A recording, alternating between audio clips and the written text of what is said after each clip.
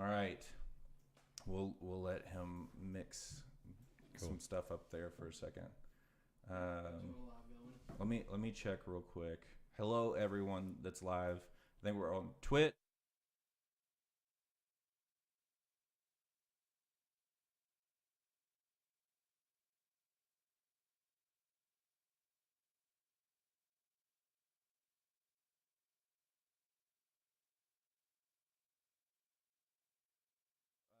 Welcome everybody. This is Clint Rickett, who's back with us a second time. Yeah. And we're going to try to do this not in person. The original plan back in August was to do it. Yeah, we're good. Oh, okay, cool. But you came back. We can talk about that a little bit later. But I'm glad to have you back. It's good to be back. Whatever you've lost in pounds, I've gained. I see. Is that like what do you attribute to that? Building a house by hand and eating lots of green vegetables. Yeah, clean eating. Yeah, and just lots of literally manual digging water lines, septic holes.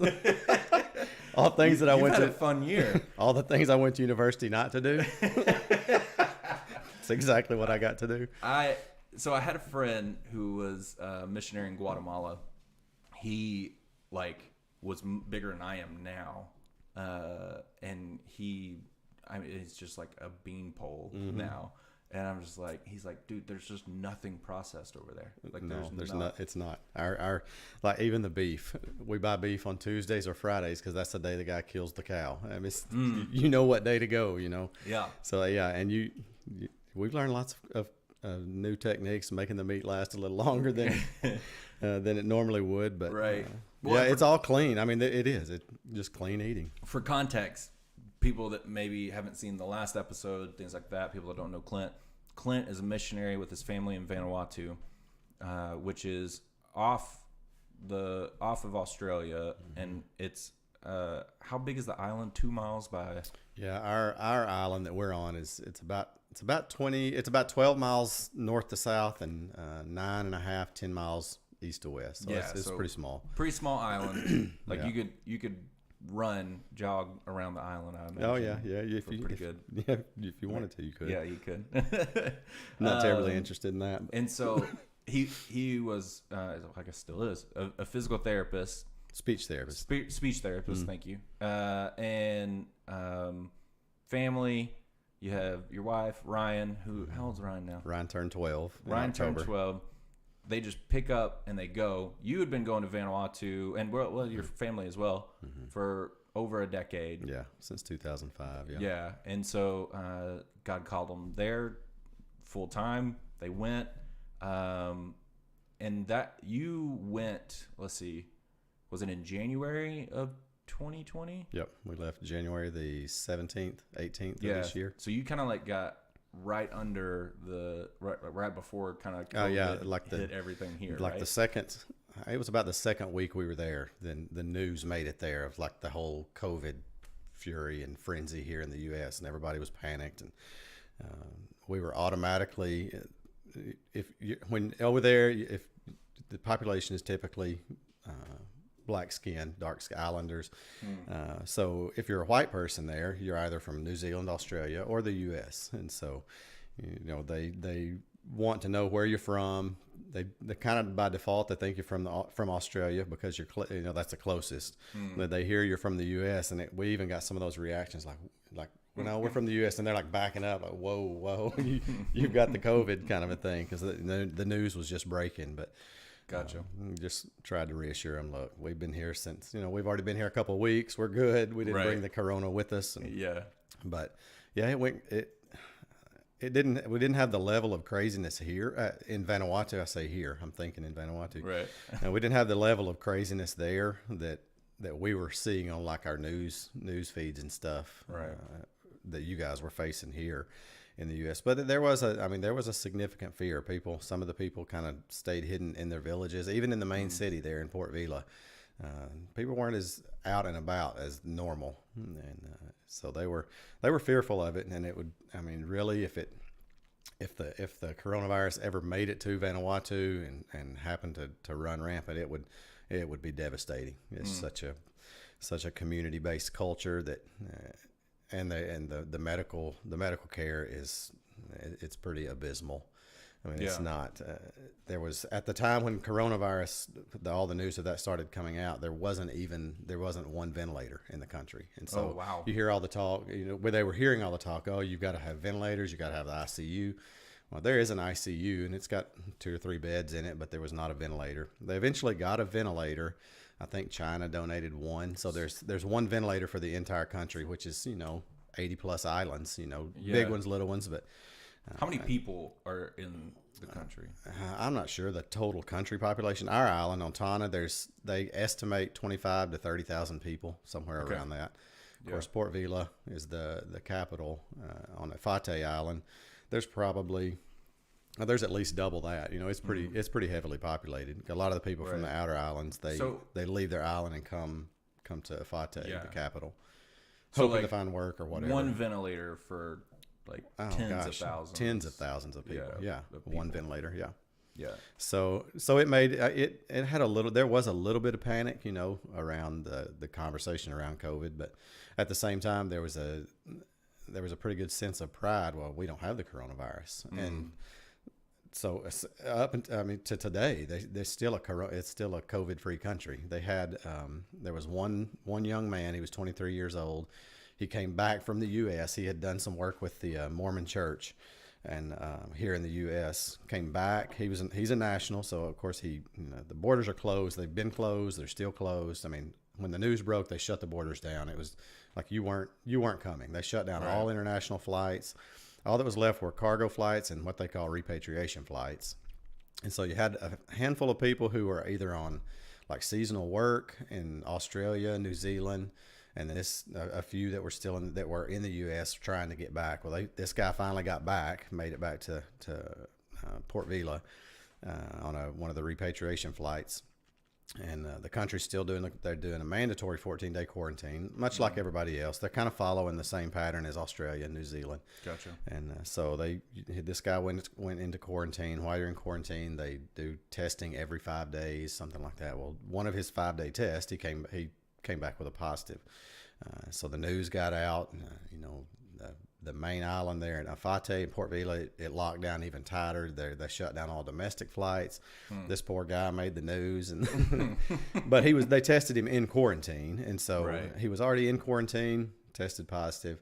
I think they ended up extending his quarantine time to like 28 days, but they continued to test him. He was asymptomatic. And ended up after subsequent tests, he started showing negative tests. So anyway, but he had been in the U.S. and evidently made contact or got the virus here in the U.S. And then when he came back, so for the entire and this was when was that? That was probably early November. Really? Yeah, this year. This year, early November of this year, where they heard, okay, now there's one case, but he's in quarantine. Nobody panicked, whatever. He tested negative, and he did finally. That group of repatriation, that flight, that group of people, they all cleared quarantine and were able to go back out into the country. So he's there, but they still consider themselves COVID free, and just by the grace of God that it hasn't made it to Vanuatu. It's absolutely devastated the economy there, because tourism is that's their bread and butter. That's it.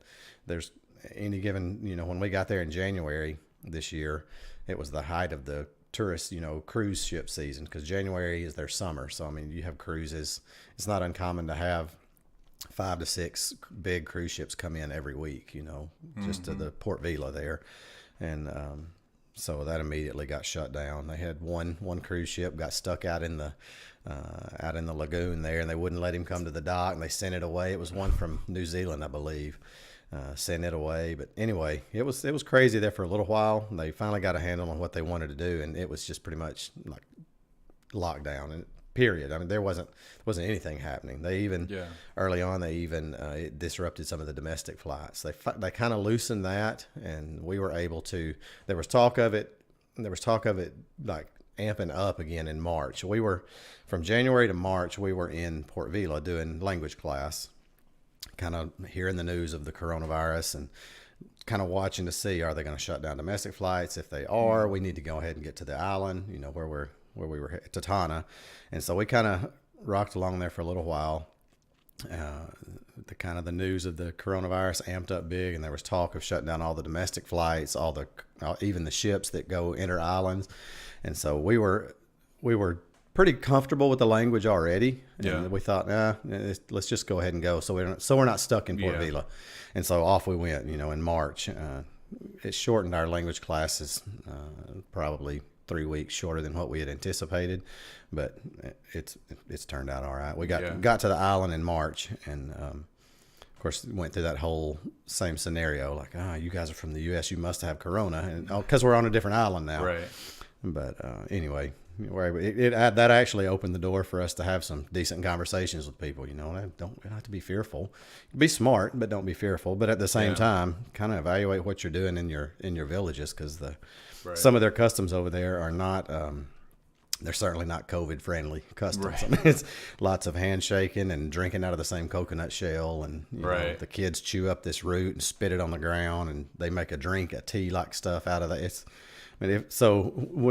If coronavirus ever made it there, I mean, it really would. It would has a chance to really just decimate, a large portion of the population. Is there a lot of testing there? There is now. Initially, there wasn't, and that was some of our thought was like, we're not. They're announcing, we're COVID free, but I mean, can you test it? Right, like initially they couldn't, and when some testing kits came from China, they started doing some testing, but they had to send them to New Caledonia or Australia for results. So you got a guy tested, it's got to fly to New Caledonia, and then so you're looking at 7 to 10 days. I guess it's really not much different than what you guys dealt with here initially. The testing, you had to there was a delay in the results. But anyway, so there wasn't a ton of testing early on, but now, they're testing pretty readily. Even like when you go back into quarantine, they're testing every 5 days. So gotcha. I guess it's the rapid test. I don't know. They didn't really say what kind of test, but there is the availability to test now, and it seems to be more reliable. So yeah. So have people relatively gone back to normal life? Yeah, pretty much. We had right around Easter, we got to Tana in March, and the government put out what they call a state of emergency, which they ask all the villages to change their practice of how they drink kava, change the practices in the Nakamal where all the community stuff, happens. Had a team that came around for 5 to 6 weeks. They went from village to village like a COVID response team, teaching people proper hand washing, cough into your elbow, all those things that we had heard. But really, it only disrupted a couple weeks. They asked churches not to meet, even in the villages, the small villages. They asked the churches not to meet. So we hated not to do that because we kind of had just gotten there and gotten going good. But at the same time, I didn't want it to be. So we didn't meet. There were just 2 Sundays, and they lifted the state of emergency actually on Easter Sunday. Oh, nice. And so our first Sunday back was Easter Sunday, and it was a good day, good exciting time for everybody. Yeah. But so is it? I guess if it did come, though, you're saying like healthcare and kind of the equipment there wouldn't really. No, it wouldn't. There's no way that they could adequately support it. Which is also kind of one of the reasons your family is back right now as well. Yep. So Crystal's right. We weren't intending to come back. The coronavirus changed. Our initial plan was to hopefully try to come back over the holidays. Thought timing wise it'd be good. They go on holiday, Christmas break there, and really everything just. It's already a chill place anyway, and we joke about island time, and things just happen when they happen. You just kind of roll with it. But over their Christmas break, which is they have 4 weeks that they call Christmas break, things really. I mean, people from the main island go back home to the outer islands. It's just as they call it, a big Lafayette, just a big get together, Yeah. for 4 weeks. And so there's really, I mean, the ones that do work, they work some, but there's not a whole lot going on. Right. So we had thought that might be a decent time to try to come back when everybody's kind of relaxing, vacationing, Right. taking a spell, a holiday. But anyway, the coronavirus thing came up. We thought, no, it's going to be too difficult to get back. Don't know what that would do to our ability to get back into the country because the borders are, closed. So we had just kind of resolved to just ride it out, and just Right. whenever the borders open, okay, then start looking at a time to come back. But Crystal had we had a kind of a scary situation on November the 9th, early Monday morning. Crystal, I was convinced she had had a stroke, and so we went to the little hospital there in Linecle on the island, and they gave her IV fluids and something for nausea. I can't remember exactly what it was, but their strongest pain medicine is Panadol, which is Tylenol. That's what they call Tylenol. I talked with the doctor. She was a little young lady from New Caledonia, and I asked her, I said, is there any imaging? Because speech therapist, I did the full stroke protocol, and I'm like, Right. yeah, she's had a stroke or is having a stroke. Right. Something's out of whack neurologically.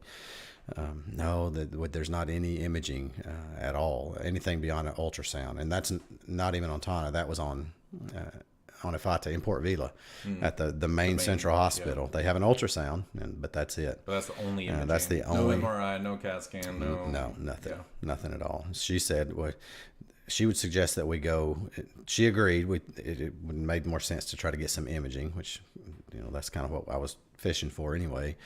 And she said, maybe you could get to Australia or New Zealand. And I said, yeah, we'll try to look into that. And so I started looking at the medical evacuation possibilities. Well, during that time, a sailing ship from, I think they said it was from New Caledonia, came off the north shore of our island. Well, that sent the government on our island, sent them into a panic because they were still kind of frightful of the positive corona case in Port Vila. So this ship showed up.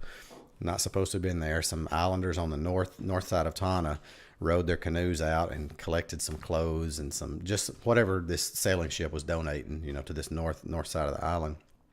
Well, that sent our border control on Tana, sent them into a frenzy. They locked the road down to the airport. You couldn't drive to the airport. I mean, our island even locked down tighter than Efata, Port Vila.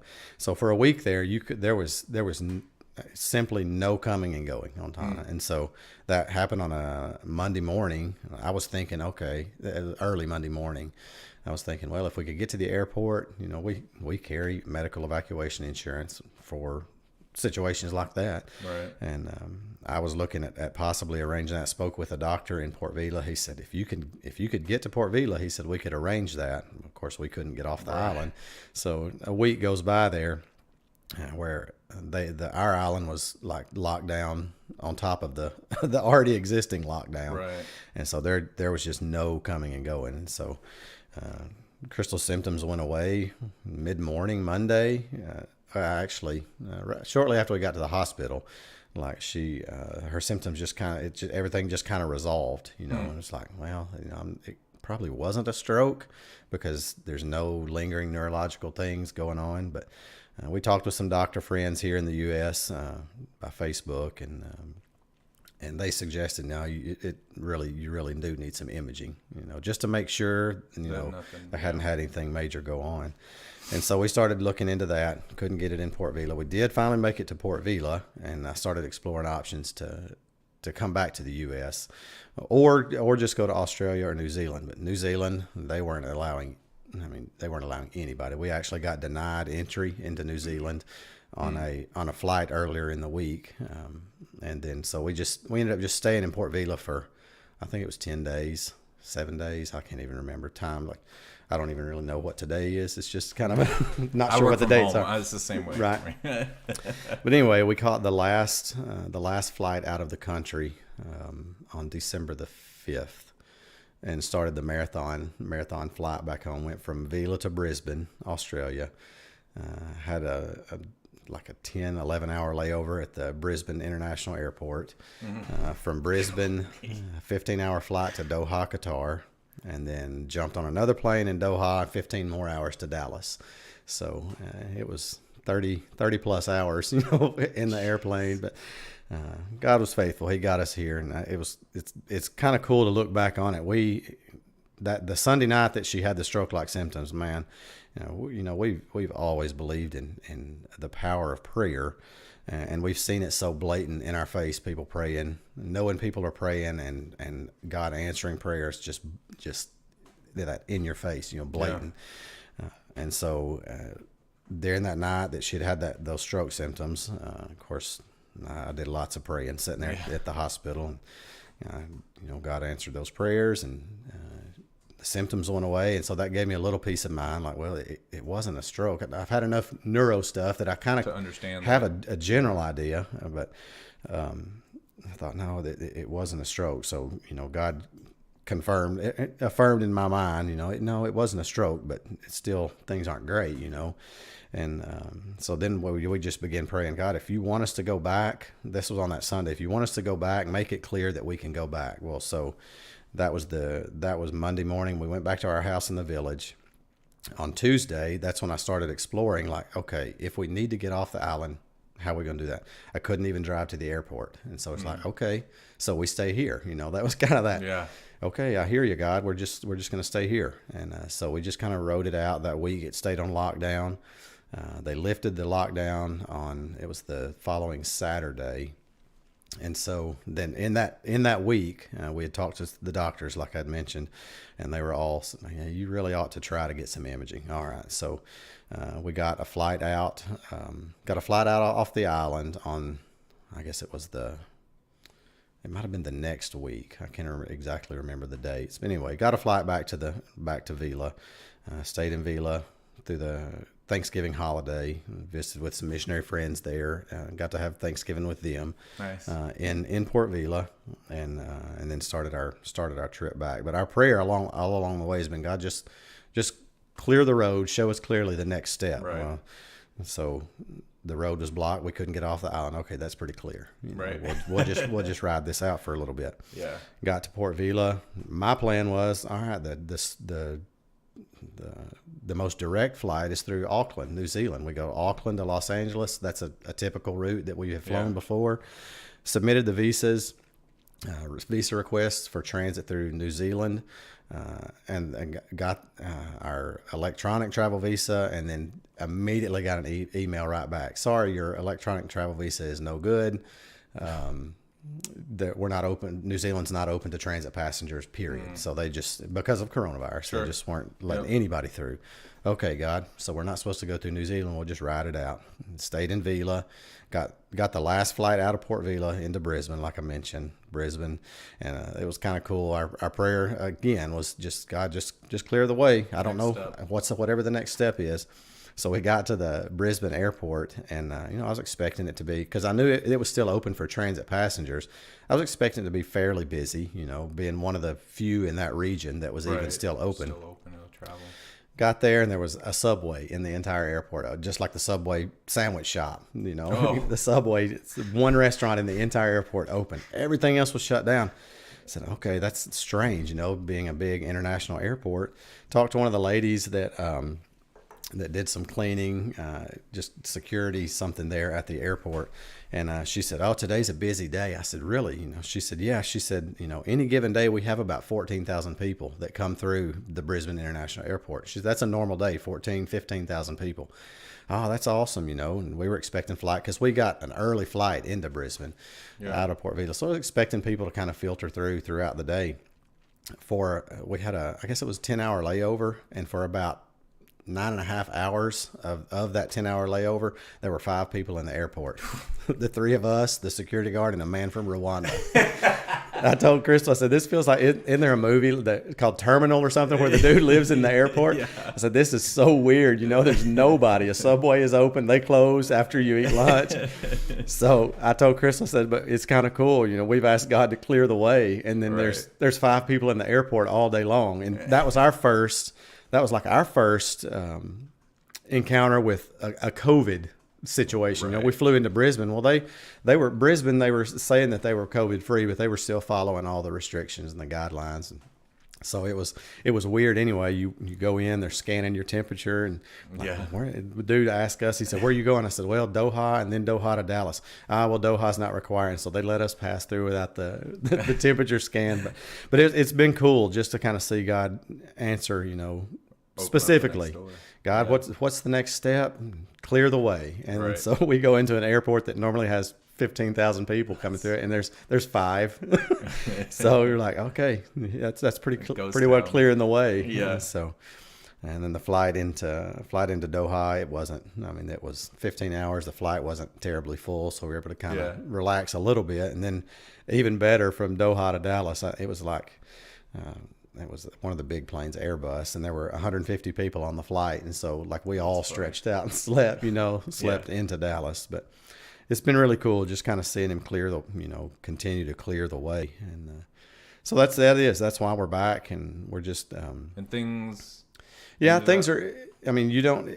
That was still God's just kind of clearing the way. We got in with a doctor in Memphis, a whole lot quicker than we expected to. Whoops, sorry. No, you're good. And got in with a doctor who's not taking new patients. He was able to see us. We got back into Little Rock on a Monday morning. Crystal had an appointment on Wednesday with this doctor.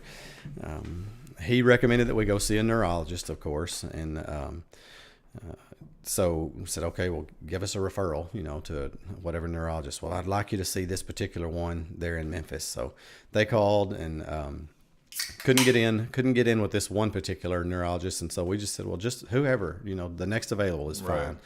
And this was on 3:30 on a Wednesday. I think it was a Wednesday afternoon. And calling the neurologist office, and she said, well, we've actually just had a cancellation for 8:00 in the morning. Would you want that one? We're like, oh, okay, he's clearing the way. Well, that's where we'll go in the morning. 8:00 in the morning, that's where we'll go.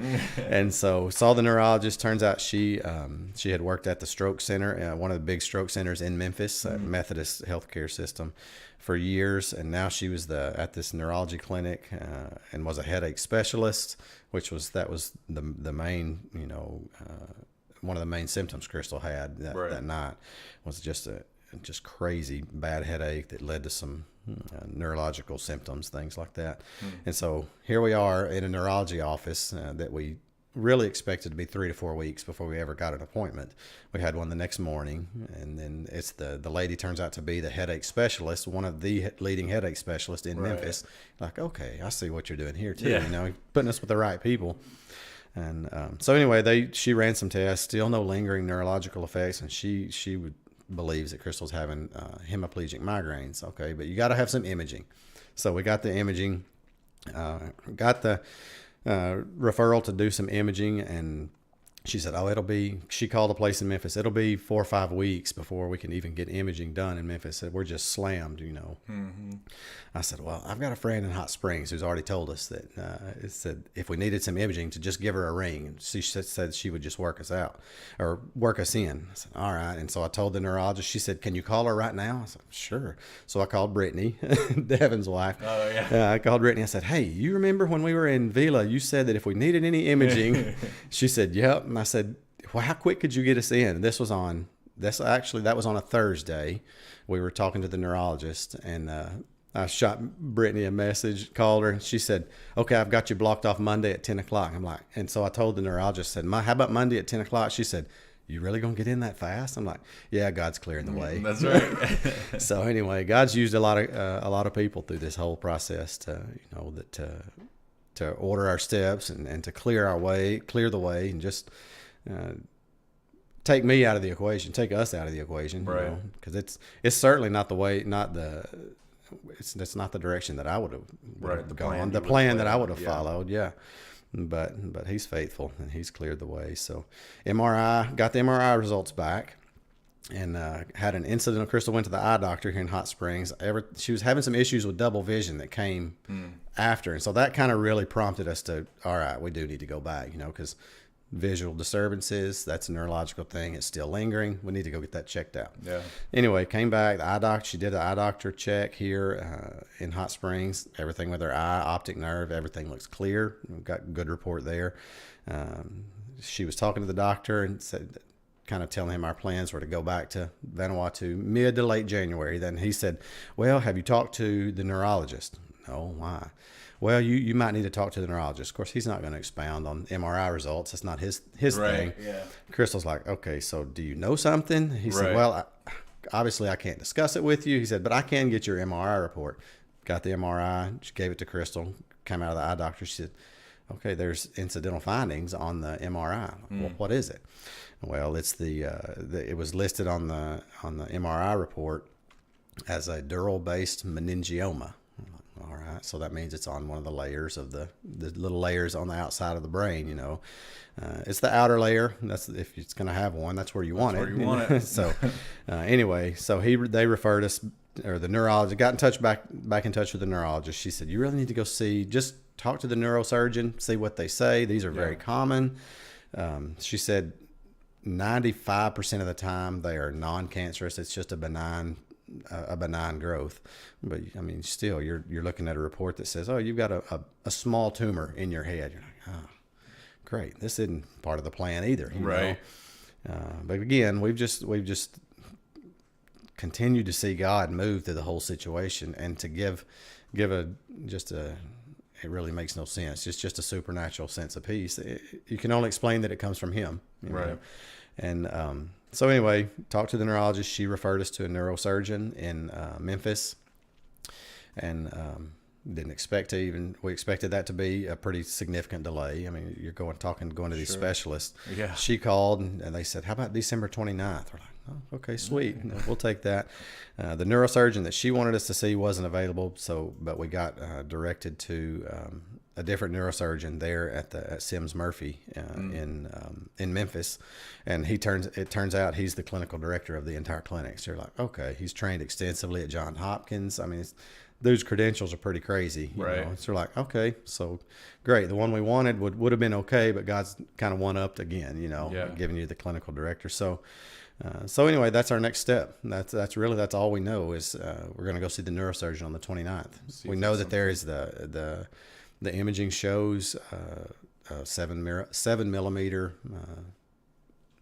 lesion is what they call it, consistent with a dural meningioma, and that's how it reads on the report.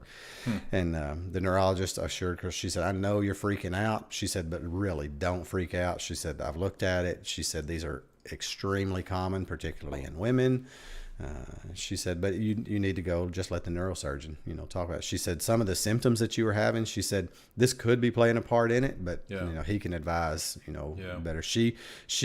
Her impression was if, because of the symptoms and the location of the lesion, her thoughts were to have it removed, because typically you have these removed and they don't grow back, assuming they are in fact non-cancerous. Right. And of course, we just don't know. So we're going to let the neurosurgeon give us their opinion, and then see what go from there. See what the next step is. But so your son Ryan, who's 12, how this is something that I think for just parents, fathers in general, how much do you let him know? How much have you shared about this situation? We in our family we're pretty open, pretty transparent. Communication is obviously, we believe communication is key. Yeah. And Ryan is he's grown up a lot in the last year, just from moving to a totally different culture. Yeah. Absorbing different lifestyles, merging that with his previously acquired lifestyle.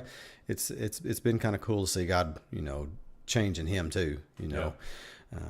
The night that all that craziness went down, he was really scared, and that was hard on me, seeing it, because it's just the three of us there at the house. Of course, we're in the village. I've got family in the village, and so Ryan is a task-driven dude.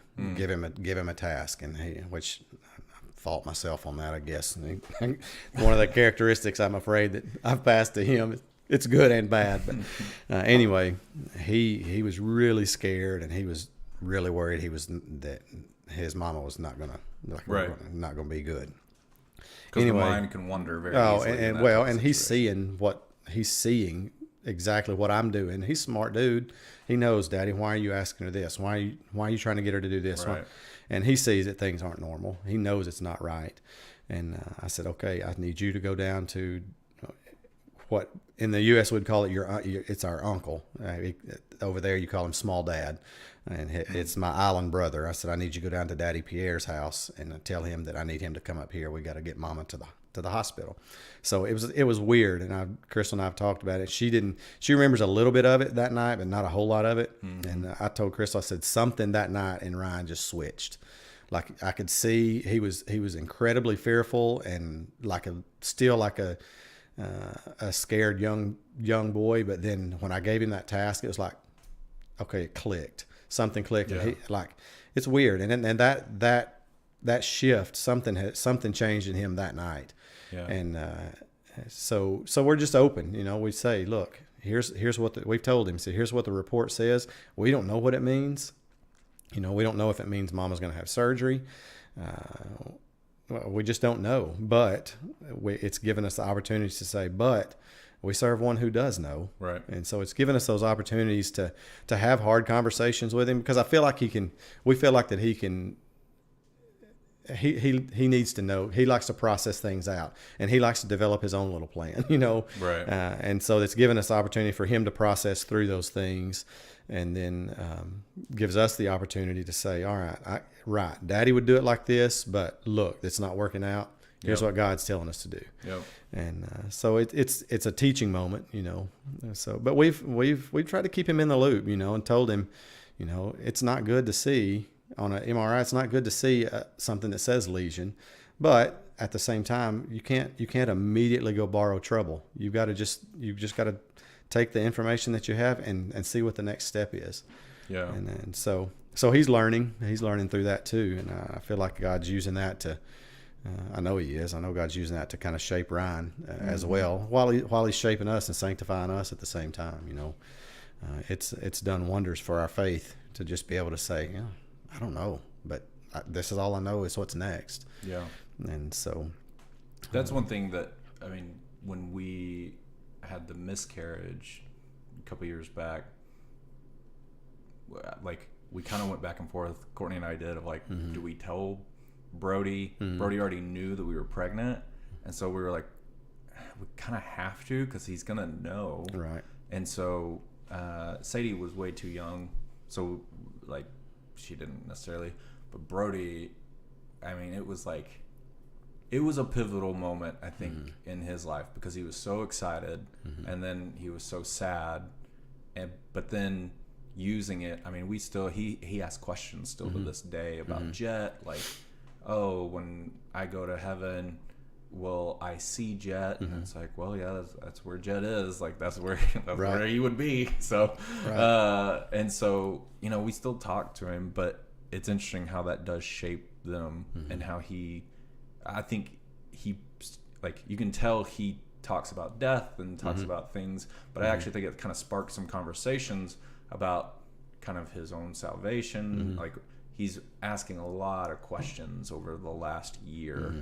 That we're continually praying, mm-hmm. God, continue to cultivate that. That's right. Let's keep answering things, and he started being like, oh yeah, well, I'm going to heaven. It's like, well, now hang on, there's certain you have to have faith in Jesus, and right. and so he's still you can tell he doesn't completely understand that. Because part of me wants to be like, yes, okay, great, okay, great, yeah, right? Because I think as a dad, I want to have that assurance, mm-hmm. but at the same time, I don't want it to be something that don't want to mislead. Yeah, exactly. And so, anyway, it's interesting. Yeah, it's cool to see how God is using just these little instances and the changes that we've had to adjust to, living somewhere else. A good friend of mine was going through a difficult time, and I just remember him saying, God doesn't waste anything. And I believe that, and mm-hmm. I've always believed that. But then you find yourself in the fire, so to speak, and you're like, what is God doing with this? But then you look back and you say, I get it. I see what He's doing right here. And it's true. he doesn't waste anything. Yeah. He's going to use everything for his glory to draw people to himself. And that was one of our prayers that we kind of shifted. We weren't when God called us to Vanuatu, it was pretty radical change for us. Quite a difference. But it was just something God had crafted in us, or not say perfected, but had instilled in us. We just want to be used to glorify you, period, whatever that looks like. And then we kind of had to take our hands back out of the way and say, I don't know what you're doing here, but let's go with it. Which was particularly, I think last time you talked about that was particularly hard for you as someone that planned everything. Yeah. And so like it sounds like there's a continual kind of like molding, chipping away of that God's doing to. Yep. It sounds like you're much more comfortable with it. I am. I do. point. I feel much better about it. It's a lot easier now to just get out of the way, where initially it wasn't. I mean, I wanted a plan. It's like we talked about last time. Man, I'm gonna have a plan and a contingency plan, and right. But since March, really, when we got to Vila in January, I still had a plan. We were going to language school. Right. And we were going to be there for 8 weeks taking language school. And then when that 8 weeks was up, then we were going to Tana. Well, the coronavirus thing, and we had to shorten language school, and off to the island we went, and got to the island, and the place that we were going to live, when we got to the island, it wasn't livable. And so you're like, okay, now what?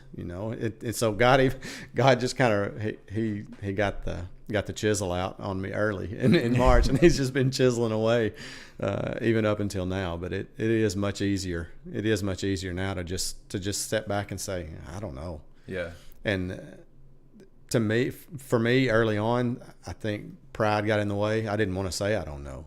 I don't want to say because I know. Here's what we're going to do. I would imagine, especially when like you're leading your entire family to this, like you don't want to not have the answers as the person that's like leading the charge. That's right. Right. Like I imagine that's it's on me. Difficult place to like come to of like, okay, I actually don't know, guys. Like that, like we're gonna figure this out together. But I guess that speaks towards the open communication that you have, not just with Crystal, but also with Ryan. Yeah. And and we had some, even while we were in Vila, we found out that the place that we were going to live wasn't livable. That made for some hard conversations late into the night with me and Crystal. Crystal's like, well, where are we going to live? I'm like, well, I don't know, but when we get there, we'll figure something out. We can't just get there and figure something out. I'm like, let me call this one guy. And so I called this guy, and God worked it out. And initially we thought, what in the world? Why did this first place was it not squared away? Yeah. Well, we know now the reason for it is because where we ended up at this place called Tana Lodge, the owner of Tana Lodge was starting a solar business. Well, we needed solar for the house. And so the quote it's crazy. I mean, I've got heaps and heaps of stories just written down, like, okay, this didn't make sense, but look what God did with it, Right. And the solar was one thing. We got a quote while we were in Vila, because that was my plan. There's 5 or 6 solar companies in Vila. We knew we had to have solar power for the. I say had to have it. That we wanted it for the house and for the church and the village, and got a quote in Port Vila, and it was like $40,000 US for this solar system. I'm like, that's more than the house is going to cost. I'm not going to put, So no, and so we let that go, and like, we're just going to have to find a different road. Well, then the living situation didn't work out in Tana, the first plan, and ended up at Tana Lodge. Got to chatting with the owner of the lodge there. He's running the entire lodge on solar power. This small solar system, 26 bungalows, a big restaurant, all on this small solar system. I'm like, okay, I see what you're doing here. Got to chatting with the guy. He was starting a solar business.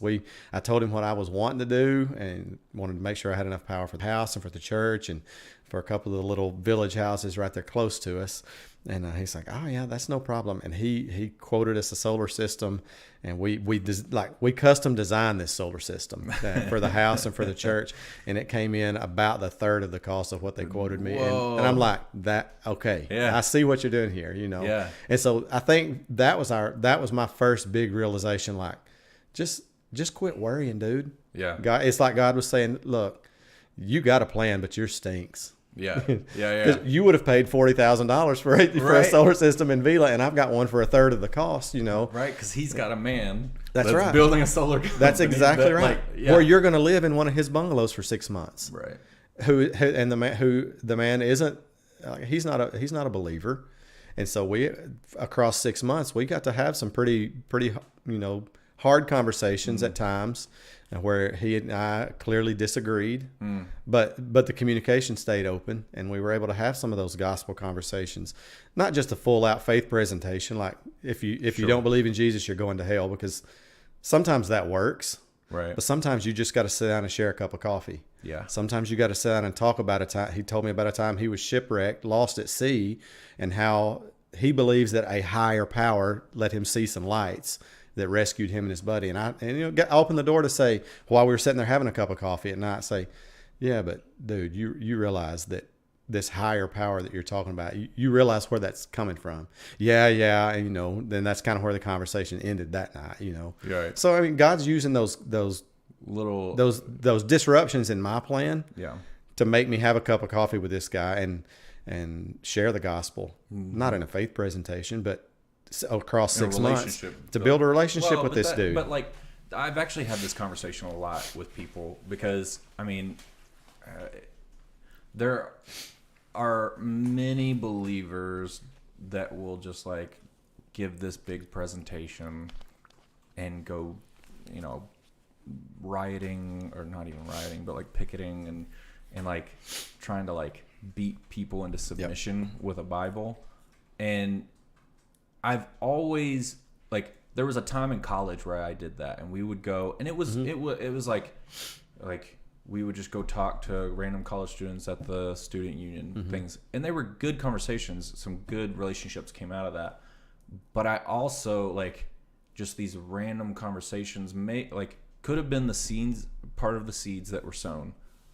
But I've always had more, I've felt more, not that I've felt more comfortable, but like it feels right to the Spirit to build a relationship there. And like Jesus did that, right? Like Jesus was sitting, eating, hanging out with people that he shouldn't have been hanging out with, one. Right. And two, that were not like him, but in like chance encounters, woman at the well, like, you know what I mean? So it's like, it's those things that I'm just, I don't know. I think relationship building is, I don't even want to say it's the only way, because like I said, you can do those other things that are more face presentation. Yeah. But I think the relationships are what really, where the seeds start to sprout. The seeds aren't just sown. Isn't that discipleship? That's discipleship. Right. It's discipleship, and it's shepherding. Like once they are becoming disciples, it's shepherding them to make disciples. Right. Like it's the relationship aspect of it that I think the American church has really lost. I mean, I'm looking at what you're doing. And I'm looking at what my other friends in these other countries are doing. And even people here, like some of my family and friends that have started churches in their homes, and they're building these relationships. And then I look in Acts and I look in the New Testament, and I'm like, okay, this is much more in line. And it's presented a very interesting thing, kind of question here about, we've been watching church from our living room a lot, because Courtney, being a physical therapist, she's at risk, and we want to try to minimize things. And so sometimes we go, but sometimes we're like, yeah, it's going to be packed this week. Let's just watch from home.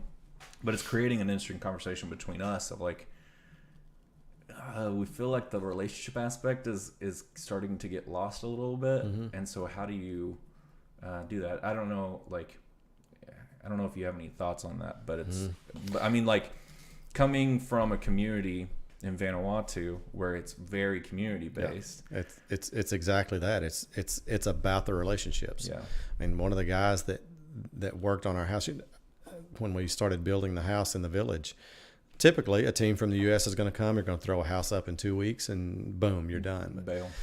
we started this because of coronavirus. That my plan didn't work, Right. so here we are building this house, and it gave us the opportunity to use a guy and his crew of guys there on Tana, a national Nevan guy who's not a believer. He practices John Frum, which is that cargo cult we talked about the first time I was on.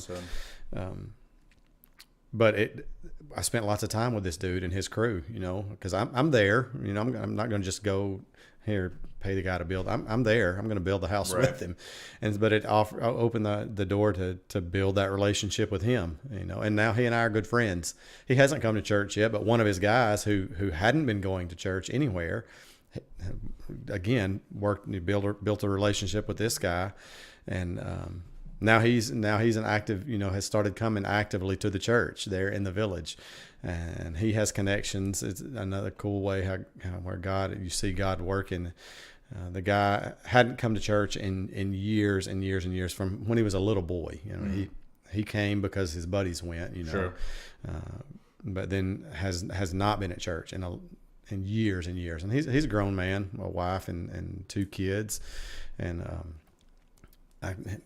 crazy talented musically, can play any instrument he picks up, sings, and I'm like, dude, you're wasting. Look what God's given you. Don't waste that, Anyway, built a good relationship with him. Just invited him to come to church. The door's open. It doesn't matter if you're in a different village. You're welcome to come. And one Sunday, lo and behold, there he was, and so that just kind of. He got the hooks in him, I guess. God got the hooks in him, right? And he's continued to come. Well, his wife's family is from the north part of the island, which is it's fairly rugged. There's not really good roads to the north. You can go so far with a vehicle, then you walk the rest of the way. There's not a Baptist church on the north part of the island, and it was 2 weeks before we left. He called me. He was still in the north with his wife's family. He called and said that he had talked to the chief in 2 different villages in the north, and they're ready. They want a story about starting a church, a Baptist church in the north part of the island. And it came. You look at that and you're like, okay, that's cool. This guy hadn't been coming to church. He came. He started coming back to church in our village. Right. Has heard the truth. Understands. Kind of say understands. I'm not certain that he's a believer. I know God's working on him, Right. And then well, understands enough. He understands enough, to go right? back, and then understands enough to know that, hey, these people on the north side, they don't have a church at all. They need to hear exactly what I'm hearing. Yeah. So he has the relationship with the chief, which has now opened the door for us to go to the north part of the island and hopefully plant 2 churches, in 2 separate villages on the north side of the island, where there isn't a true Bible believing church. And so it's been cool to just kind of see, and it all started for him and I. It started over a bag of cement. I mean, it was like he was one of the guys, on the early start work of the house where he understood masonry really well. So he was building, doing the blocks and the cement. Needed help carrying. We loaded, I don't know how many bags of cement, several hundred bags of cement by the time we got done. He needed help getting cement from the place we were storing it over to the house. And I was like, it was a spot where I didn't have anything extra going on. The other guys were working on things. And Sinai was like, Clint, you come help me. Off we go. That's how the conversation started, right. Carrying a bag of cement. Yeah. So anyway, I've said, God he can use a bicycle. I've got a few things written down. Maybe someday there'll be a little book about all the different things God uses that we think that he can't use or that he wouldn't use because it doesn't fit the box. Right. God can use I've seen him use a bicycle. I've seen him use a bag of rice. I've seen him use a bag of cement. Right. I've seen him use a pickup truck. I mean, all those things you're like. Well, and like in the Bible, we see him use prostitutes. We see him use you know what I mean? Right. Like God, it's all at his disposal. That's right. He is all powerful, right. all knowing, everything. So why, and the stories in the Bible clearly show that he uses people. I mean, the Gentiles weren't even supposed to be used. Right. To be used. They weren't worthy to be used. Weren't worthy, and so it's interesting. All the objects and just people that he uses even if they don't necessarily know that they're being used by God in that moment. Right. But like you start connecting the dots further down time and everything else. So is denomination like a big thing on the island? Yeah. Is it? It's pretty big. There's a big influence of SDA, Seventh Day Adventists. Okay. Big. There's Catholic Church. Some that are big and active. Some that have been active and have kind of withered away. There is a Mormon influence on the church on the island. I'm speaking particularly about Tana. There is one Muslim mosque. I was trying to think AOG. There is some what I call prosperity gospel. It really is kind of taking a foothold there, and it's taken a lot of ground. There. I mean, it's unfortunate because that too plays into the prosperity gospel. It plays into that John Frum cargo cult belief. So it's kind of it's reinforcing some of that false teaching. Yeah. So that makes it a little difficult. They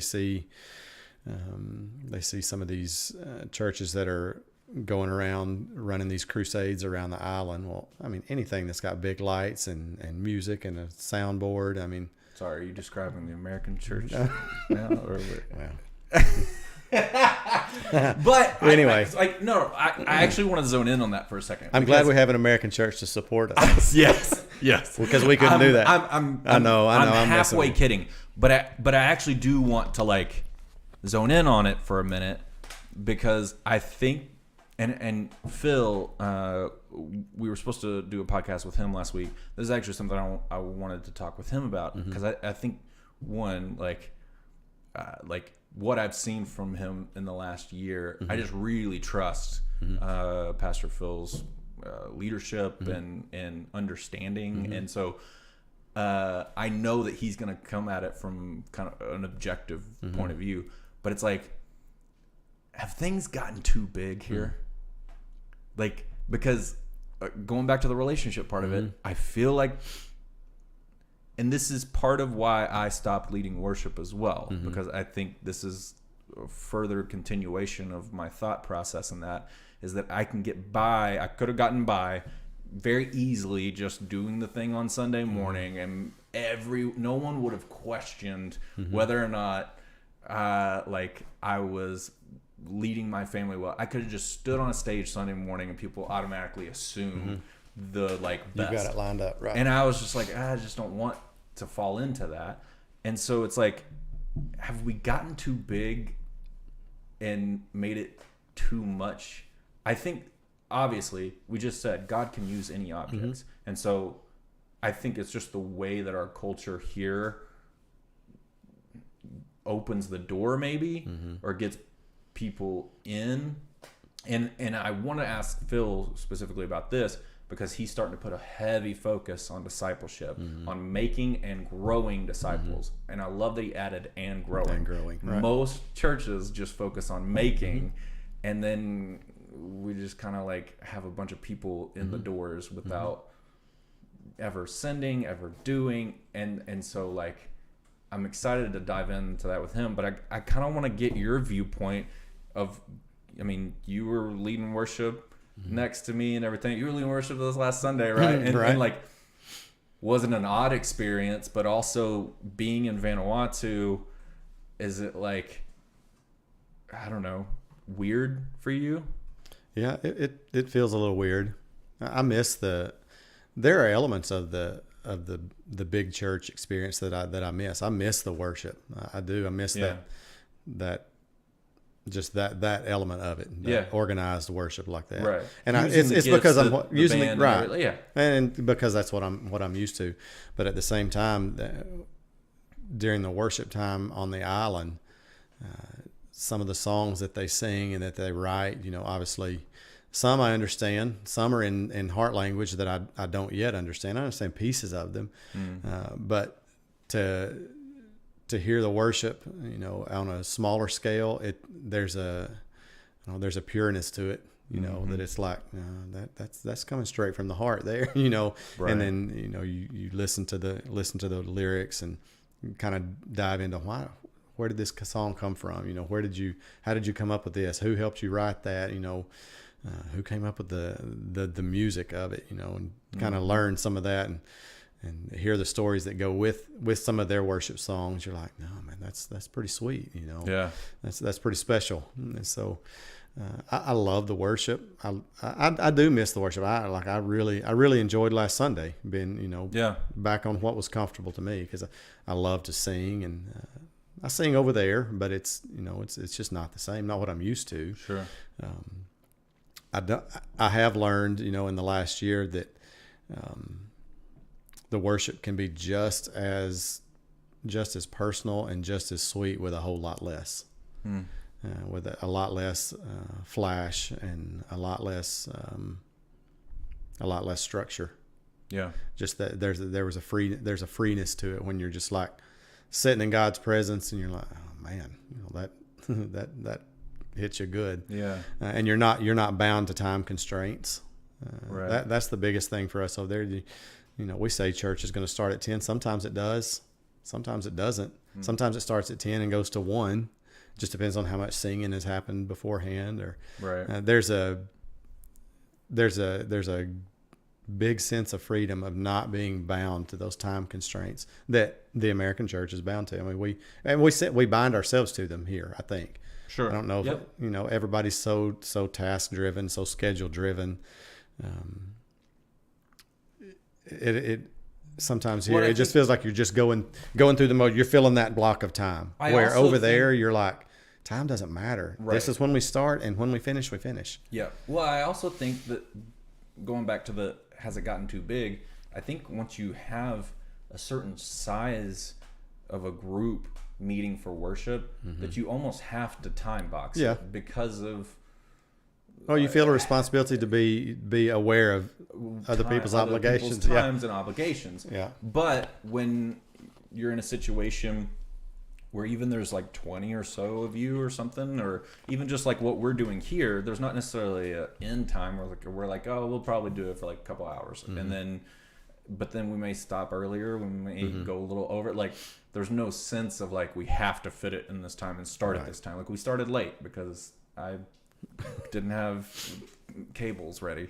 But like, that's, I guess where my question's coming from is like, have we done it to ourselves almost, of like making it less relational? And I guess my question is like, what do we do about that? Like, how do we get back to that?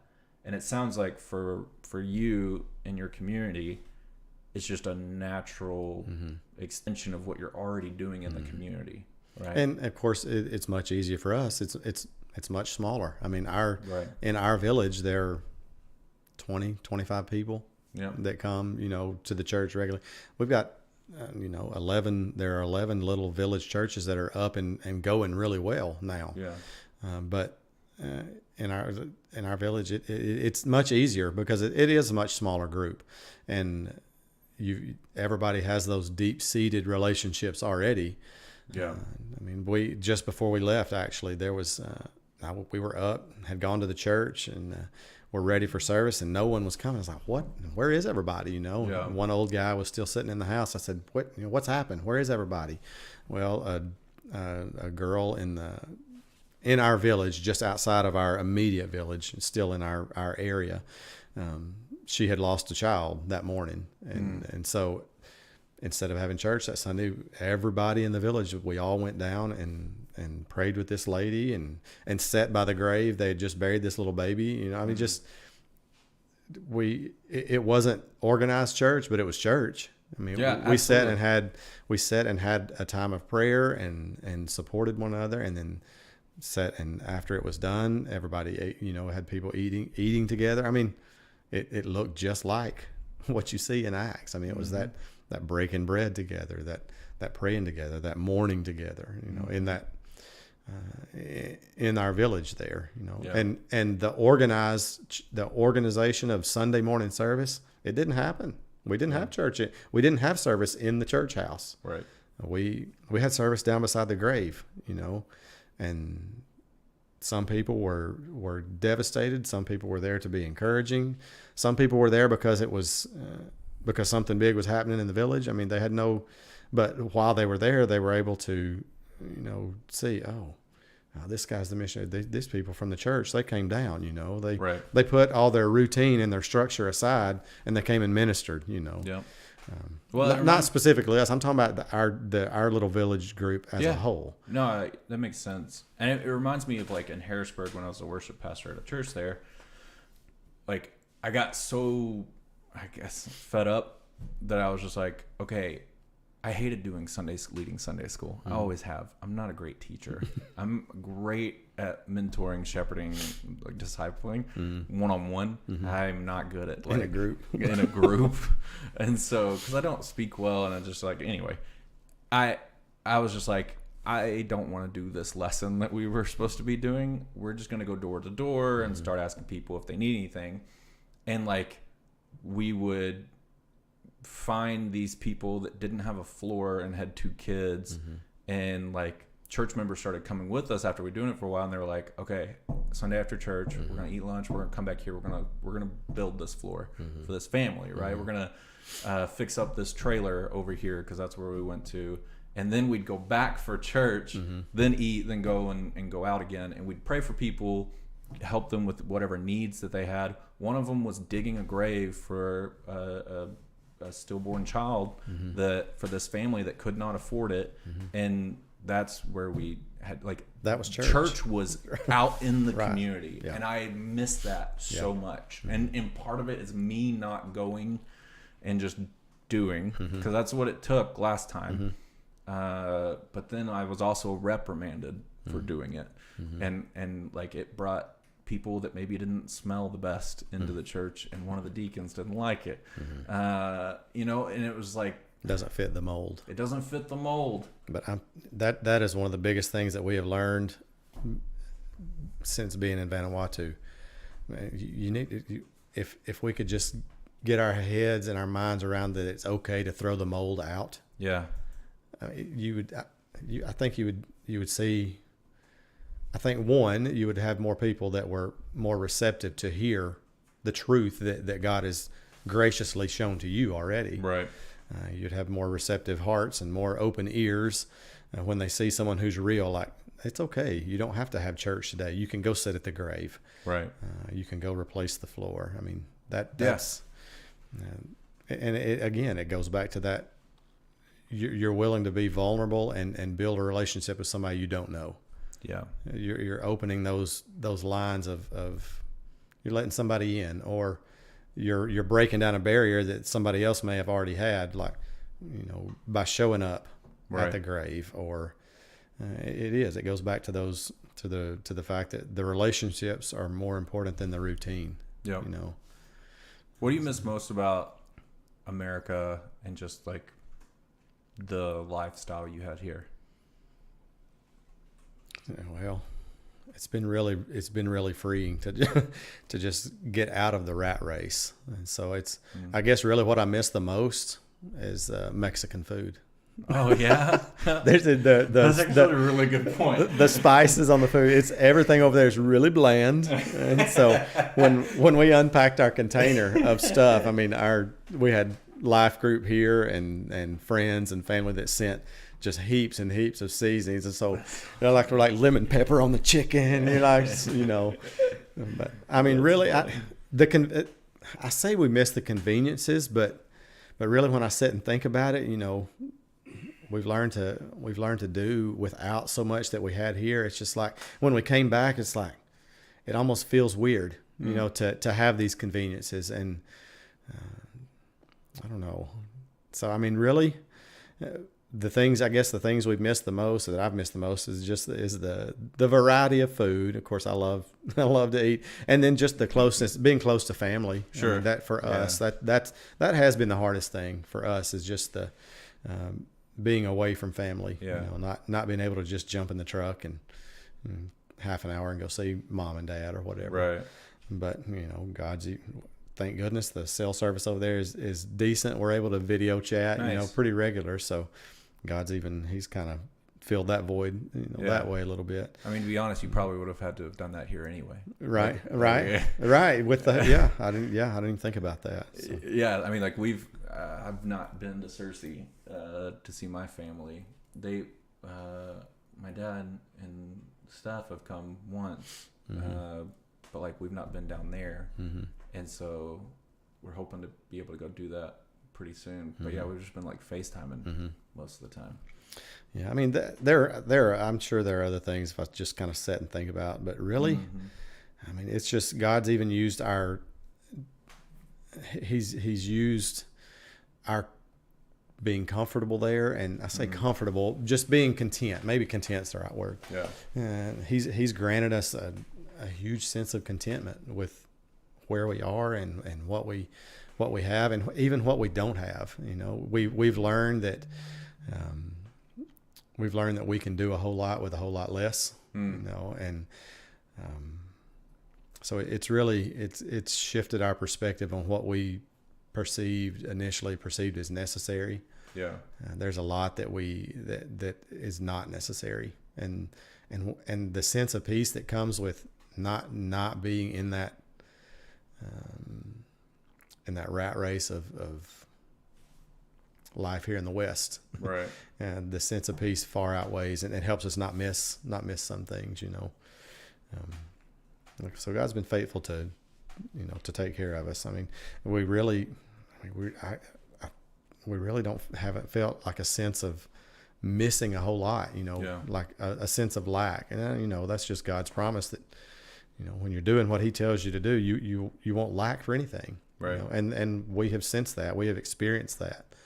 And so it's the family thing has been probably the hardest thing, because our families, Crystal's family and my family, we always stayed close in contact and spent a lot of time together. So that has been the hardest thing. And but as far as just life here in the West, there hadn't been a whole lot that we missed. Once we got there, and I know, like I said, that's just God. That's just contentment that God provides. We know we're supposed to be there, and we know what we're doing. What we're doing is what God has called us to do, and He's provided comfort even in those times when you have really missed family. You have the chat with them on the video, and you hang up. You're like, man, I hate that I'm missing. I hate that I'm missing this event, or I hate that I'm missing this in the life of a niece or a nephew or whatever. So probably just missing family. That's probably been the hardest thing. And of course, like I said, I've missed being able to worship, and because I love to sing. Yeah, I've missed that. I have missed that, and but at the same time, God has kind of reshaped what my thoughts on what worship should look like, right, and what it's supposed to look like. So, been able to experience heartfelt, true, genuine worship over there as well. So God again, He's even filled those voids that that moving away has left. So what do you miss most about Vanuatu being back here? Back again to the rat. I hate the rat race that immediately we'll jump right back into here. Yep. Yeah. And I mean, it doesn't help. It's always busier at the holiday time, and but the simplicity of there, and the maybe pureness is the right. There's a general feeling over there. Everybody kind of looks out. They want the best for you. Yeah. They look out, like if something isn't going great for you, they look for a way to make it better or to help you. And here, that's not always the case. Well, it's every man for himself sometimes here. You talked about the tourist industry was kind of the biggest thing for the island. And like here in the U.S., there's been a stimulus package that's been put out to help families. There's another one coming, I think, in the next couple of weeks or something. Did the government do that in Vanuatu? Or is everyone just helping one another? It's really, I mean, the government did do a little. They have a Providence fund that they do release. They did release a little bit of money for certain members of the population. If like for those who have worked, who have a job, have a career, but for the bulk of the population there aren't a ton of jobs. So the majority of the people don't have jobs. I mean, it's so they're not in a position to benefit from this Providence Fund or whatever. So the government did offer a little bit of stimulus. A lot of it was geared towards small businesses to try to keep small businesses afloat. Gotcha. Or tourism industry, some of the bigger hotels and resorts in the capital city, but as far as just like individuals, they didn't offer a whole lot to the individuals. So it falls back on the community. And that is one of the things that we love the most over there.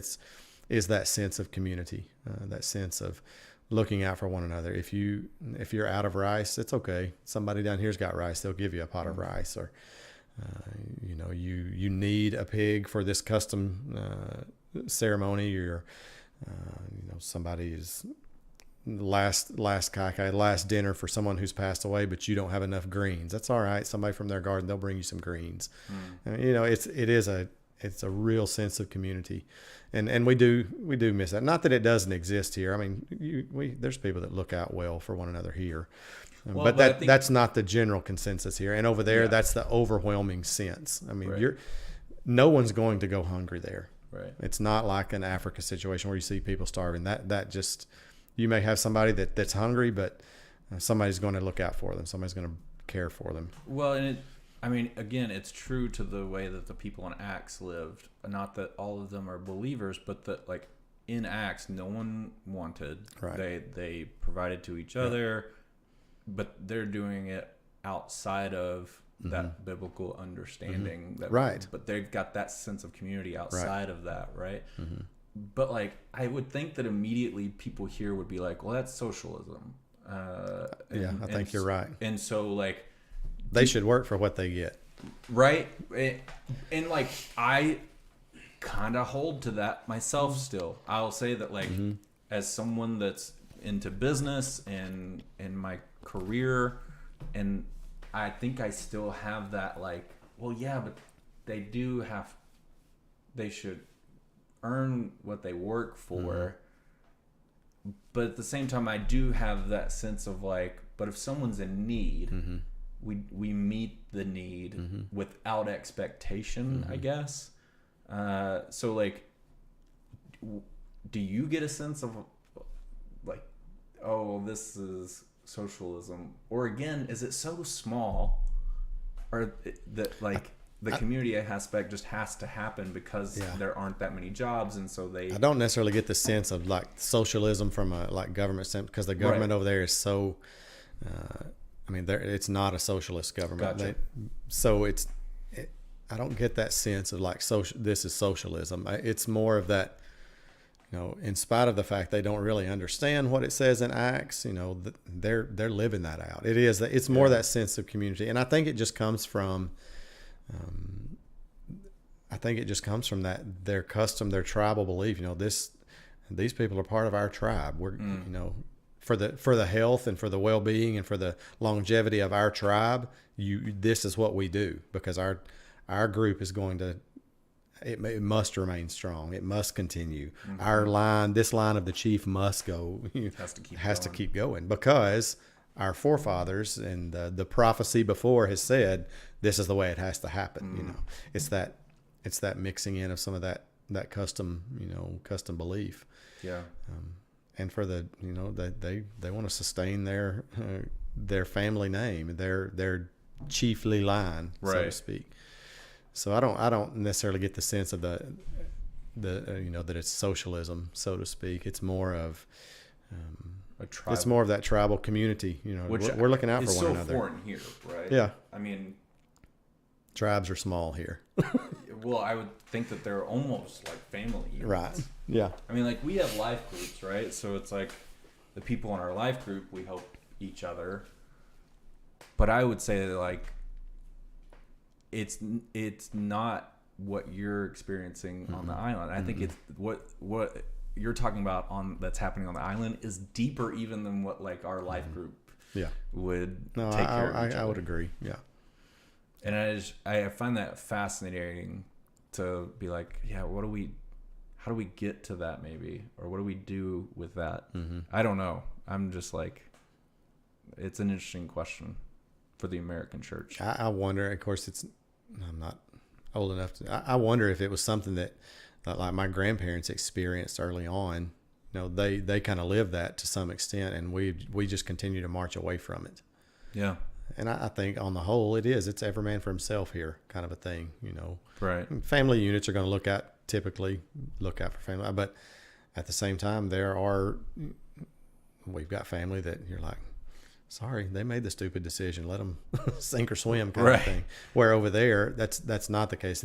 Someone might make a stupid decision, and you can see that that was stupid. You shouldn't have done that. But it doesn't cancel out the fact. It doesn't exclude them. Like if they find themselves in a situation they need some help, it doesn't matter if they've made a stupid decision. It's for the sake of the tribe. We're gonna help them still. So yeah, it's a stark difference, there to here. But yeah, I wonder, do you think like technology and the way that culture is just like the convenience of things as time has gone on has drawn us away from that? Do you think that like, since they don't have to be dependent upon, like, our grandparents and great grandparents probably still had to depend on people that were close to them, and churches probably served as like the tribe in that aspect. But as modern conveniences like freezers, refrigerators, and all these things come about, Walmart delivering now, like Kroger delivering, and I don't have to go. I've done it. Like I'm working from home. We grocery pick up or get them delivered. We even have DoorDash now. So like we don't even go to restaurants. Right. I've gone to a restaurant twice this year. Wow. And so it's like, it makes me less dependent on the people around me. And I would also say it could easily make you less dependent on the Holy Spirit and just leaning on, less dependent upon community. You don't have to have community. Right. No, I could see where technology certainly plays into that. And I don't know, there's not much technology there. Everybody has a cell phone. That's a new. What are they using? Samsungs. Everybody's got a like Samsung. Flip phones? No, they're touchscreen. A50s. Yeah. I mean like the nice. So they have internet access. Of like they can. We actually have internet. LTE. So, oh yeah, everybody's got Facebook. Really? That's actually the way now that I stay in touch while we're here. That's the best way I can stay in touch with some of them there. But even the poorest of poor in India have Android phones and things like that. Android's the big thing there. They look funny, like, oh, that's an Apple phone, Yeah. Oh, sorry, I can't transfer a file there. I'm like, no, you can't. Sorry. That's funny. But yeah, technology. I mean, it's making its advances there, but it's not. It's so far behind. It's maybe behind compared to what we're used to here. Yeah. Yeah. So like they have social media. Yeah. But they're still dependent upon it. Like they still have that sense of community. Yeah. Has that like changed them? Have they come away from it? I think it probably has some. Okay. I mean, a lot of people, they're seeing what's more, what is available. Their eyes are open more, like, holy cow, I didn't know you could do this or do that. And right. I think that fuels a lot of them to leave the island and go to Port Vila, which is in the capital city, thinking there's more available, more opportunity there when in fact there's really not. I mean, they typically get to Port Vila and they're stuck. They don't have a job, don't have a way to get back to the island where life is much purer, and much more simple. Interesting. So yeah, I think technology. I mean, it plays a part. That does play a part in that. Self-dependence versus dependent upon your tribe. Right. What do you think is the hardest part of the gospel to get across to the people of Vanuatu and on the island? From what I've learned in just the year of being there is probably the most difficult thing that we've come across is just the trueness of who the Holy Spirit is. There are so many even some of the people that we are closest to, they still hold on to these other spirits. It's this mingling of what's the one true what we call taboo spirit, which is the Holy Spirit, versus this other spirit that I hear about from time to time, or these other spirits. Well, the Spirit told me this, and I ask, what spirit are you talking about? Are you talking about the Holy Spirit that we've discussed, that we've talked about, the Spirit of the one true God, or are you talking about this other spirit? And I've had conversations about the spirit of this ancestor, and the spirit of this Nabungus tree, and the spirit of this thing that comes out of the ocean that brought the truth. I'm like, yeah, that has made some of the hardest conversations. The spirit of this man who passed some information to this kid, and like, but who? And I've asked, but who is this? Who is this person that passed this information? Well, nobody knows him but this kid. I'm like, so you understand that's what, as I would call, that's a rubbish spirit. That's not the taboo spirit. That's a rubbish spirit. But then you balance that out, like, so is it really it's part of it is I just don't know, all the details, and they don't want to get off into a hard theological conversation about what's a good spirit and what's a bad spirit, because they don't understand. They want to hear from you, and they want to know what the Bible says about it, but they know that it's going to conflict with what their ancestors have told them about this spirit of this and the spirit of this, and so they're not always as open to have those hard conversations. And that's been the hardest thing. Like for me, I realize that there's still a really deep-seated, I guess it's the syncretism. They believe in the spirit of this and the spirit of that, but they also believe in the taboo spirit, the Holy Spirit. And so it's like, and they want to marry all that together, where, the gospel, there's one true God, one Holy Spirit, and so that's made for some interesting and often some uncomfortable conversations. And I don't want to go in there. I've caught myself kind of really being mindful of, I'm delivering hard truth. It's hard truth for them to hear, because it flies in the face of what their ancestors have said. But which they place, like they put that's on a pedestal. Yeah. That's important. That falls right into that whole tribal. This is what we believed, and this is what Apu man grandfather, which is grandfather. This is what grandfather said was going to happen.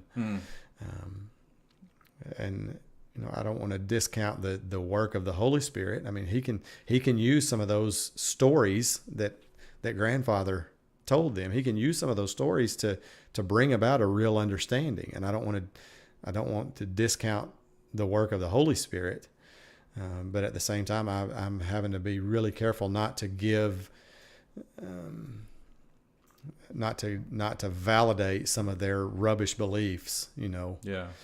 So that's been a challenge, and they've asked some hard questions, and there's been times I've had to say, I can't say that I fully understand how the Holy Spirit works, but let's sit down and look at this, let's talk about it. Why do you think this? Or here's what the Bible says, So it's opened the door for some difficult conversations, but at the same time, their culture is such a warm culture. They don't want to do anything to offend.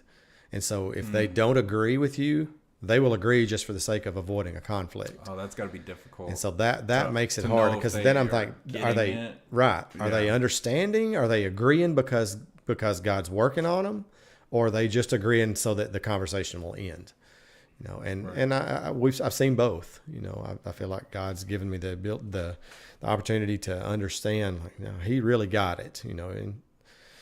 But then at the same time, you're like, no, he just wants me to shut up. Sure. Yeah. And so that's been the hardest thing. I think for us is to hear some of their stories and what they genuinely believe, and it has threads of truth in it, but it's not the full truth. It's not the full counsel of God. And so you're like, oh, how do I dissect that apart and make them understand without just completely offending and pushing them away? Right. We just have to trust that the Holy Spirit will do his work, do the work that he says he'll do. So it's also interesting that when Phil comes, one of the things I want to talk about is okay, what's the ethical, biblical stance around gene editing, right? What do we, because that's actually something that's starting to happen that in the next 10 years is going to be pretty prevalent and available. That is not anything that is on your radar or the people of Vanuatu's radar not whatsoever. Even, no, right? Like close. So when I think about they would say, who's Gene? Yeah. When I think about the conversations of the important conversations around these that we're having here, that I'm like, hey, believers here are going to have to deal with how far is too far with gene editing, and that may never be something that you ever have to face. Right. And I find that fascinating. Does that mean that the gene editing conversation isn't important, or I don't know. That's something that's been swirling in my head. Yeah. Because talking about consciousness, artificial consciousness is something that's being researched and studied, and it's okay, we should have a really good conversation about consciousness from a biblical standpoint, but that is not something that the people of the Vanuatu Island are. That's a long way off, right? And so it's, but we're just getting good at Facebook over there. But it makes me step back and think are these conversations worth having? Should we be having them, or is it all just Is it another distraction? Is it a distraction, or really? Is it something that if the church doesn't actually discuss this, in 20 years, culture will have already just kind of run with it and defined it, and the church is trying to catch up, which is historically how the Big C church just in general has approached many things. Anyway, I just thought I'd throw that out there and see what your thoughts are, because I said, it's not something that's ever on your radar or the people of Vanuatu's radar, and I'm wondering do you think it's actually not of any importance whatsoever for anyone? For where? Well, man, I have no idea. I don't really have any good thoughts on that. It's not something that's even been on our radar at all over there. Stem cell research, embryonic versus adult stem cell. I've just been thinking, because what is the biblical stance on those things? But like I said, for you and the community you're in, it's not really anything you have to. No, not as of yet. I mean, who knows? They're really keen to know what's going on in the U.S. But a lot of the things that they see, it does, when all the riots and all the craziness was happening here, they knew of that, and they want to know. They ask, what's happening? Why are people fighting in the U.S.? How did you explain that? I told them that there are some people that don't have the Holy Spirit living in their heart, and they don't believe. They don't believe the way the Bible tells them to believe. Right. I've just kind of used it. I tried to use it as a tool to have those conversations, and and we even approach some of the conversations, because clearly we don't belong there. I mean, we're not from the islands. We're white. They're black. And I told them, I said, some people are really, some white people don't like black people, and I said, and that doesn't line up with what God tells you. Some black people don't like white people, and that doesn't. I just use it as an opportunity to say, God loves everybody, and I just use it as an opportunity to tell them, as we say over there, your fashion, it should be honorable. You should live in an honorable fashion. Your character should be good. Your love for your brother, regardless of what they look like, should be up to this level. Should be the way God intends for it to be. And so, they're keen to know what's going on in the U.S. So I'm sure at some point there may be conversations about it, but on the whole, because you have so many people who are still just in that village tribal living, it's not. I mean, it's something that they'll never they'll never concern themselves with. Right. I think. So, as far as me, I've been mixing cement and laying blocks. I hadn't even really given it much thought, really.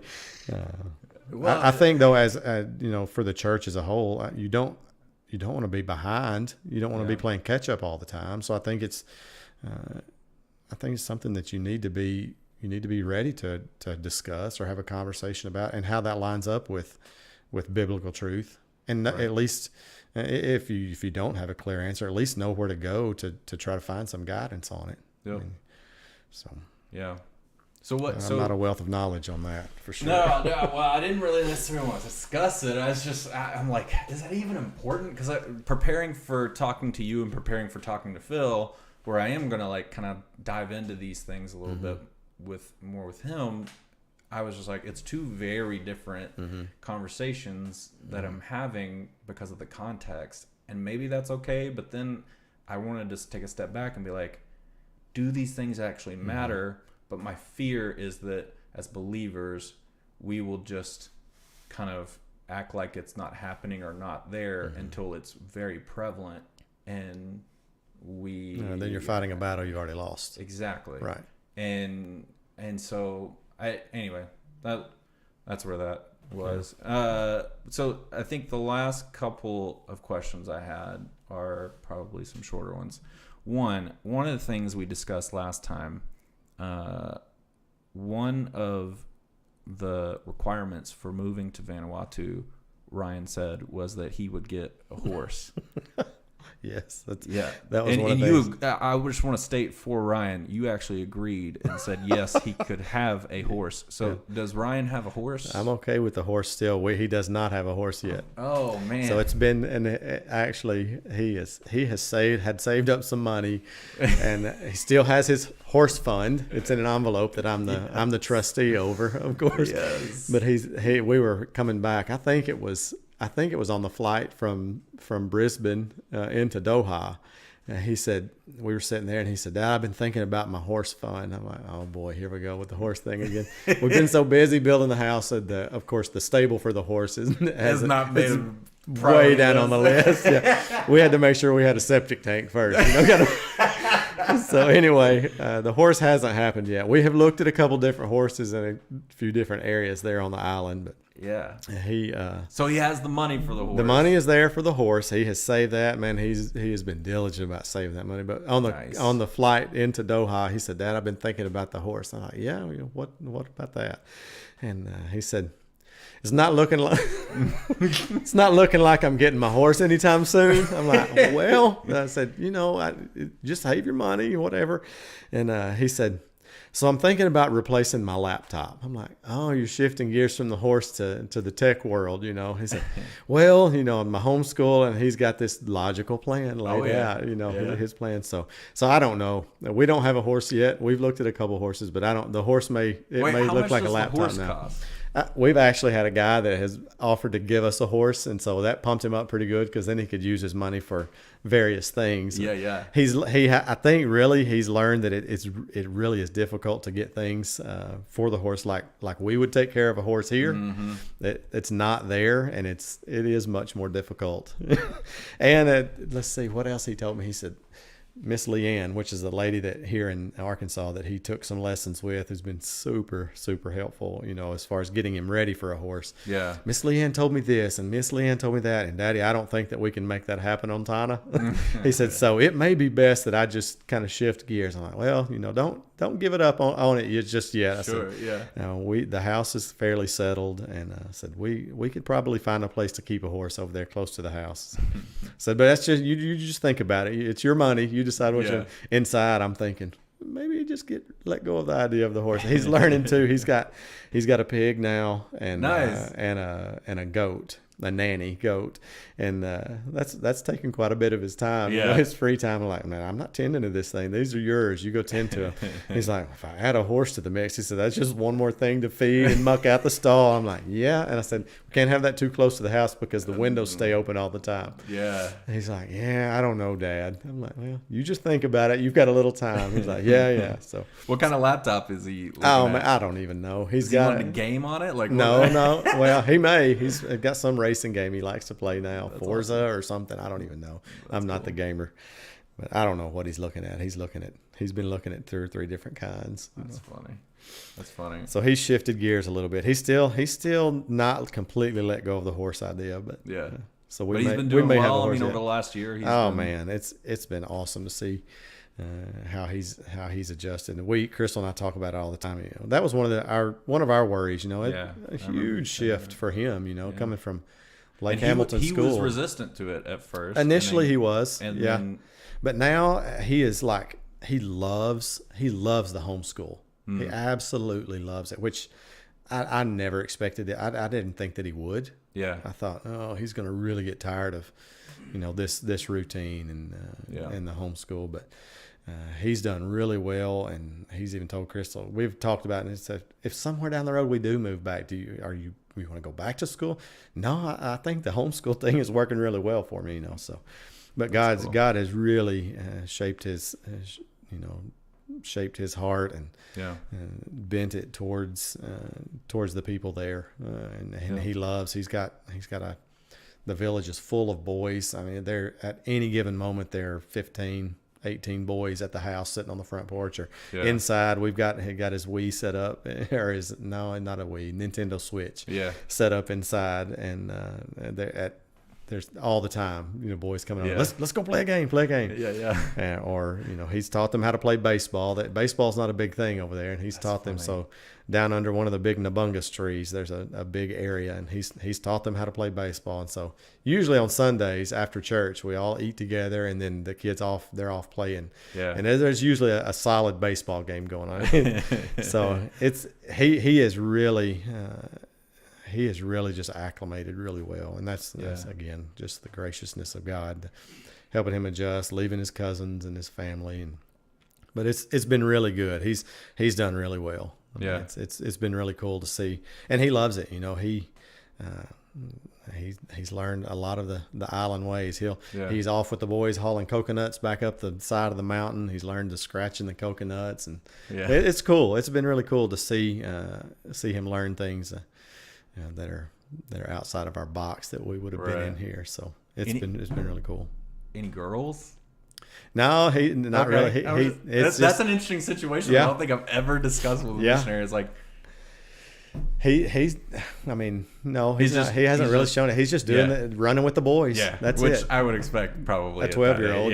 He's playing baseball. 14, gathering coconuts. 15. In a couple more years, I'm gonna Yeah, ask that question things again. may change. Yeah. I'm gonna come back to that. Yeah. So what's next for y'all? I mean, it sounds like mid to late January you'll go back. Yeah, assuming everything, we'll just kind of wait and see what the neurosurgeon tells us, and we'll go from there. But our visas, we've got good visas until late into next year. So that was one of the things I was worried about initially. If we left, were we going to be able to get back in with the borders closed? But our type of visa, it should allow us to get back. The way they told me, we shouldn't have any trouble getting back. We just have to arrange with Ministry of Foreign Affairs. So we don't have a time set when we're going back. Initially, we thought mid to late January is when we would go back, and Lord willing, that's still kind of on the radar, But as we've learned, our next step is to see the neurosurgeon. Then we'll know what's next. So, and we've had plenty of people that are faithfully supporting us and faithfully praying for us as we walk through this season of uncertainty. And so, but we're like I said, we got a supernatural sense of peace about it. We don't know what's next, but that's okay. God knows. Yep. And so we'll just when we get a sense that we're good to go back, then we'll start arranging that plans to go back. But Lord willing, late January, mid to late January. That's kind of what we're hoping. We're ready to go. I mean, we're enjoying time with family, and we're glad. In spite of the circumstance, we're glad we're here. Over the holidays, getting to see family. But at the same time, we've had those conversations like, oh, I miss this, I miss that. We're ready to be back, because we had just gotten settled in, good in the house in the village, and it just felt weird, the timing of it all. Like, what are you doing, God? We've been here, solid in the village for a couple months now, and what's going on? But we're just trusting His sovereignty. Whatever He lines out next, that's what we're gonna go with. So, where's the best place to, one, give support, or two, just follow along? Like what y'all are Facebook, doing? like I mentioned, Facebook is we try to get regular updates on Facebook. Isaiah 42:12 missions on Facebook, on Crystal's page or on my page. We try to share them all there. Our website, I initially had a little difficulty trying to keep that regularly updated. I'm going to try to update that a little bit while we're here and get that a little more user friendly. But most of our updates and information come from we use Facebook pretty heavily, because they use it heavily over there, and it's a pretty easy way to use. Isaiah4212.org is our website. There's a place to give through Tithely. We use Tithely, online giving, and that's a lot of people use that. And, so that's a good way to give online. We have a lot of people who give just the traditional way, sending a check to our address, our Crystal's parents' address here in Hot Springs, and just addressed to Isaiah 42:12 missions. And we've got the nonprofit set up, so everything is given is tax deductible. Nice. Just like giving to a church. So some people still give through the church, and we have several churches around Central Arkansas that send money to either my parents in Benton or Crystal's parents here in Hot Springs. So God's been faithful, and it's far above what we expected. Far above my plan. He always far exceeds what we plan anyway. So it's been cool. It's been really cool the last year to see all that. Yeah, well, I appreciate you coming by and chatting with us. Next time, we meant to do it remote next time. Yeah. I wanted to be able to set up and chat from the side of the volcano. I thought that would have been cool. Oh, that would be cool. We'll Get that lined up. We'll get that lined out next time. Yeah. One more year, and then in 2021, we'll do that. Sounds good. What that year will bring. Who knows? Yeah, I don't know. Cool. Devin, was there anything, comment-wise or anything? Only one was really, John Rickett said, don't forget the gecko killing cat. Oh, right. That's my mom. Everybody loves the stories of Raya Rose. That's the cat. Well, I'm not a cat person. I've never have been a cat. Well, we got a cat. And Crystal's convinced me, you got to have a cat for the rats. Okay, whatever. We got a cat, and it is like Crystal. She could easily write a book about Raya Rose, the cat. She is a gecko killing machine. A gecko man, machine. She despises the geckos. That's so funny. Yeah, she's an assassin. Ninja, a gecko killing ninja. That's funny. So cool. God can use a cat too. God can use a cat to take out the geckos. Cool. All right. Well, thanks everybody for joining us. Thanks, Clint. And we'll catch up more later. Thanks for having me on. I enjoyed it.